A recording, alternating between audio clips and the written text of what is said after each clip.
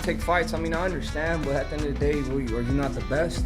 Why the you keep saying you're the best? If you're not gonna fight everybody that claims that they're the best, to be Canelo. I think if anybody has a opportunity, I mean, has a chance to beat Canelo, I think it's Terence Crawford. His IQ is on another level. He's a great fighter and he's strong.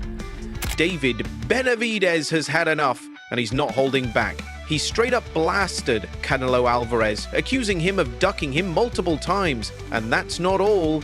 David also believes Canelo's potential fight with Terence Crawford will end in disaster. Speaking on the Pound for Pound podcast with Kamaru Usman and Henry Cejudo, David made his plans loud and clear. He revealed that he's preparing for a big fight against Callum Smith, and when he wins, he'll become the WBA champion, adding to his WBA and WBC titles. With that, he's hoping Canelo will finally face him. But David just doesn't get it. Why is Canelo avoiding him? He pointed out how weird it is that Canelo keeps calling him an easy fight, but still won't fight him. If it's really that easy, then why the delay? Interim title. So then, that's what we're thinking about, making that fight happen here in the U.S. And then that's also gonna put me one step closer to fight these guys, because I have the WBA interim. I'm the world champion at WBC, and then after I beat Callum Smith, I'll have the WBO. So then, if I'm so you'll be mandatories again. By three associations: WBA, WBC, and WBO. So then, if they don't fight me after that, then there's not really much to say. You know what I mean? I don't want to say people are ducking me, but at the end of the day, if you're getting the most you ever made of your whole career, and supposedly I'm an easy fighter you can come beat, then why are you doing it? Discussing the issue, Caleb Plant, another top contender in the WBO division, chimed in too. He said it plain and simple. Canelo is putting a sky-high price tag on a fight with Benavidez because deep down, he knows how risky it would be. Caleb pointed out the double-end size and aggressive fighting style make him dangerous, and Canelo probably doesn't want that smoke. I mean, I think, from what I've read, I don't know the details. I'm not following them too closely, but it's like he named his price for what he wants to fight him. So I'm sure he understands the risk, and like you said, he knows he's a bigger boy. So that's really all I got to say on that. Even Floyd Mayweather jumped in on the conversation. He didn't mince words.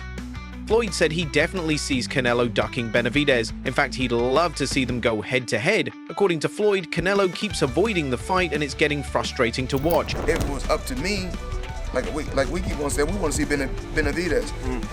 Canelo, hell of a fighter. But in my personal opinion, he's ducking Benavidez. That's just my personal opinion. And I'm allowed to speak my mind. That's just what it is.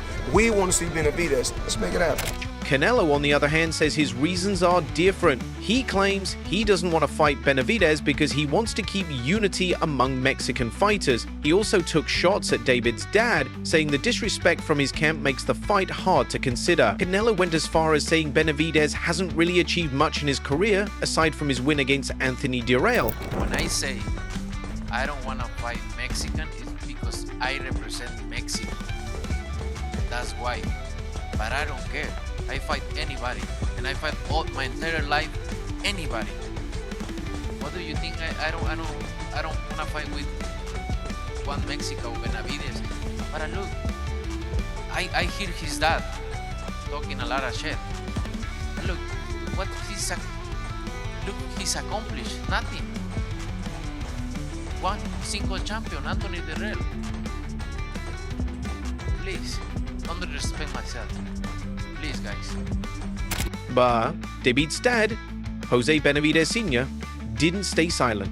He fired back hard. He questioned whether Canelo has ever faced a truly legit opponent. He accused him of always finding a way out, bringing up things like asking for $200 million 0 cents or throwing shade at David, who called Canelo a clown.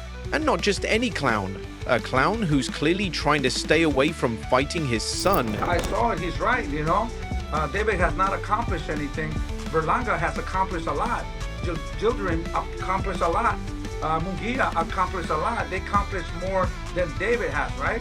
That's why he fought them, but he doesn't want to give David an opportunity because he's not a champion. He hasn't accomplished anything. He wants $200 million. Of course, when you know that somebody's gonna up, and beat you up bad, you know?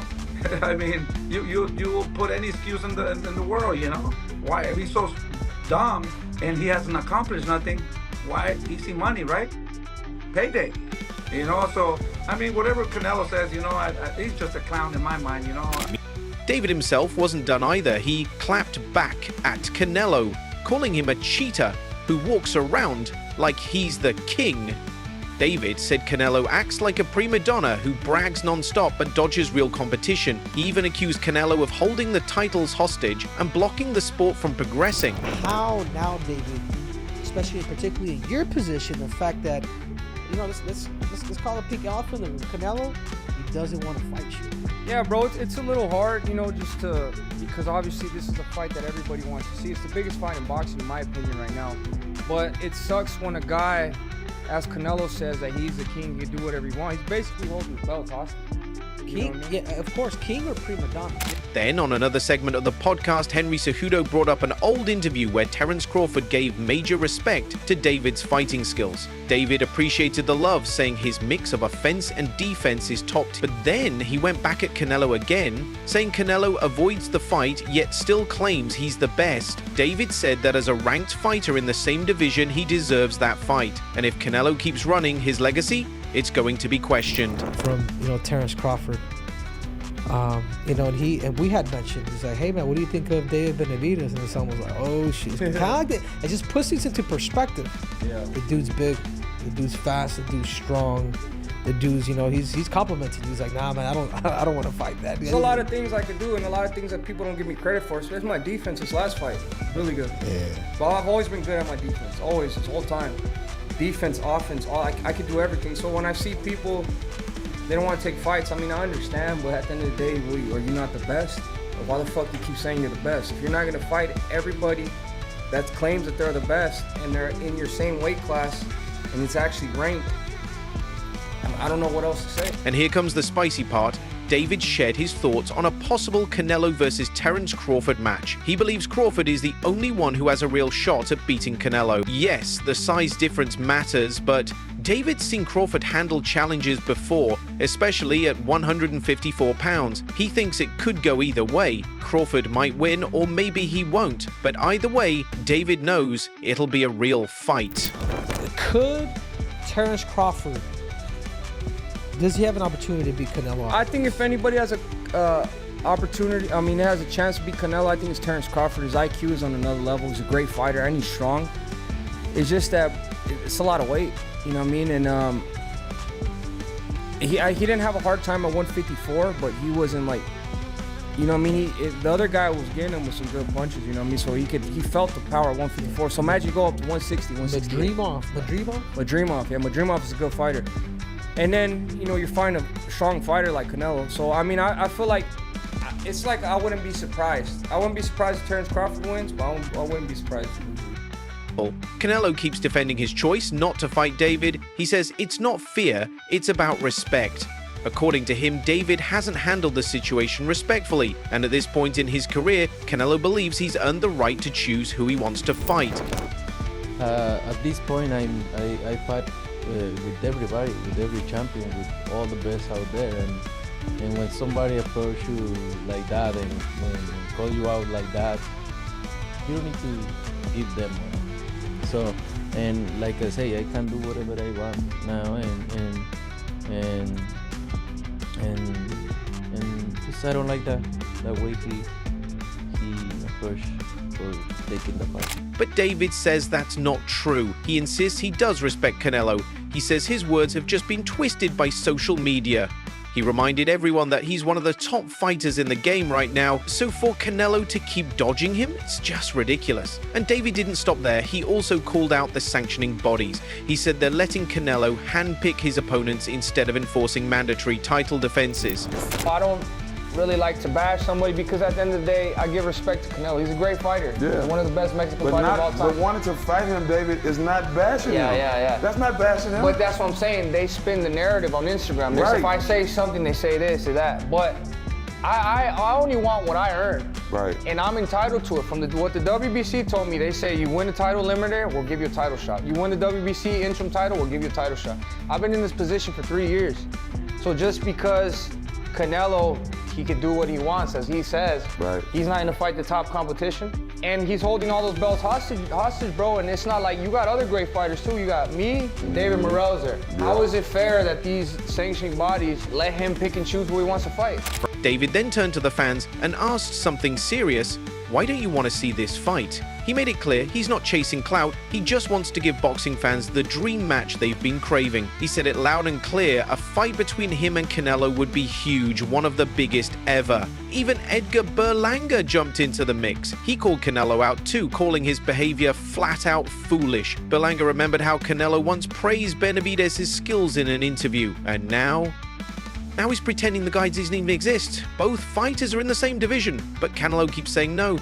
Berlanga said that shows Canelo is scared. And Berlanga didn't stop there. He said Canelo's behavior is one of the dumbest things he's ever seen in boxing. He used some pretty harsh language and made it clear he thinks Canelo is running scared from a real challenge. Later, David admitted that he's actually tired of even talking about Canelo. He's starting to think the fight will never happen. Henry Cejudo tried to stay hopeful. He said maybe it could still happen, especially after a David vs. Dmitry Bivol fight. But Kamaru Usman stepped in with a more balanced view. He gave Canelo props for all the big fights he's already had and said he deserves credit too. Kamaru Usman also suggested that if David Benavidez actually fought and beat Dmitry Bivol, the same man who gave Canelo one of his few career losses, then maybe, just maybe, Canelo would finally take the fight seriously. But David didn't agree. He instantly shut that idea down. He said he still doesn't believe Canelo would step into the ring no matter what.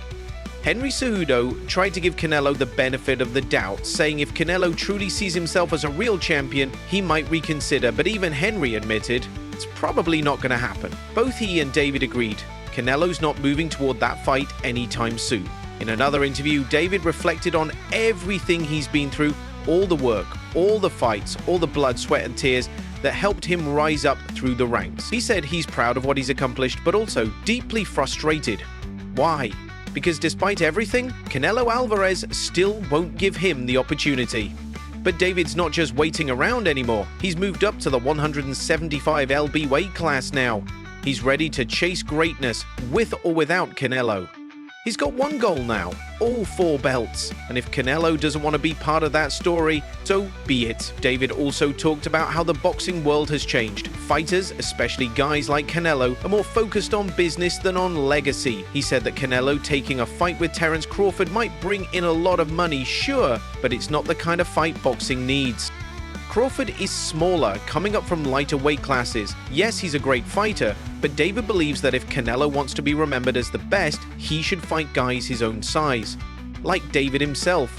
David said it's not just Canelo who's avoiding him, he's felt it for a while, fighters stepping back when his name gets mentioned. But instead of letting that discourage him, he uses it to push harder. He said it straight, the more they avoid him, the more it motivates him. The more he trains, the harder he fights. Because one way or another, he's going to prove just how great he is. Now let's talk about the buzz around Canelo versus Crawford. The fight is officially set for Las Vegas. Everyone's watching, everyone's waiting. David's promoter, Samson Lukowitz, had a few things to say about it too. He supports David all the way, and he made something clear. If David got to face Canelo, there's a good chance it would end in a knockout. Lukowitz said he doesn't think Canelo is afraid. No, he thinks Canelo's smart. A businessman making calculated choices. He's not scared.